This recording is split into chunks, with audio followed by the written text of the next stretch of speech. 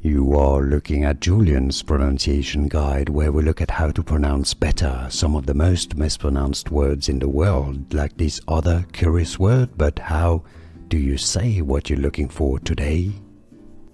We are looking at how to pronounce these names, as well as how to say more interesting vocabulary, including medical terms that many mispronounce in English. So make sure to stay tuned to the channel, sold under the brand name Pulmicort, an intranasal or inhaled steroid. Budesonide, budesonide, budesonide. And now you know. More videos for you here to learn more correct pronunciations. Thanks for your support. Like this video if you found it useful, and thanks for watching. Here are more videos on how to pronounce more confusing words and names too many mispronounced. Like this video if you found it useful. I appreciate your support. I'll see you soon, and thanks for watching.